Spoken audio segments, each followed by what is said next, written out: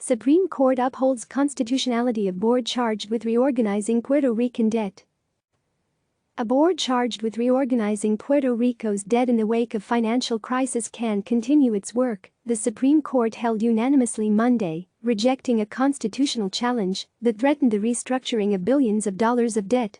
The court turned away a constitutional challenge from Hedge funds and a labor organization to the makeup of the Financial Oversight and Management Board, an entity created by Congress in 2016 to help stabilize Puerto Rico by allowing the territory to seek bankruptcy protection after years of inability to pay its debt.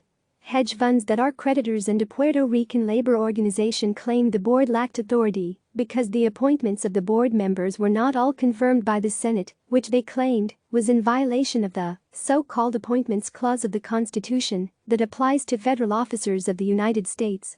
But Justice Stephen Breyer wrote in the opinion that the board's duties were primarily local and that the president has the power to appoint the board members without Senate confirmation because they are not considered officers of the United States. For that reason, Breyer wrote, the Appointments Clause does not dictate how the board's members must be selected. Puerto Rico's Financial Oversight Board was created by Congress in 2016 to monitor the territory's financial health after it declared itself unable to pay its debts in June of that year. Puerto Rico filed for the largest municipal bankruptcy in U.S. history 2 years later.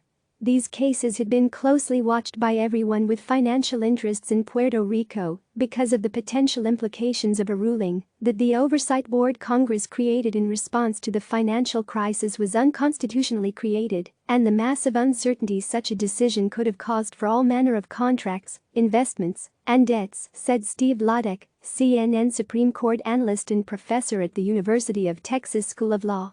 By upholding the board's composition, the Supreme Court today has taken the air out of challenges to the board, such that its work can proceed apace, Vladek added.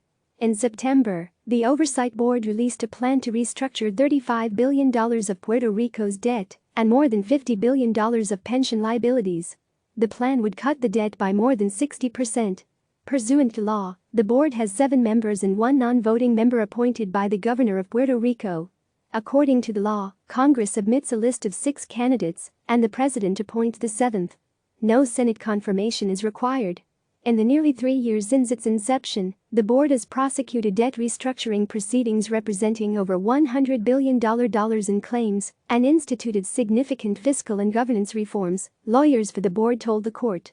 A federal appeals court held in 2019 that because the work of the members was federal, the members were officers of the United States who must be Senate confirmed. The appeals court also concluded that at least some of the board's actions could nevertheless be sustained because it was acting with apparent, if not actual, authority.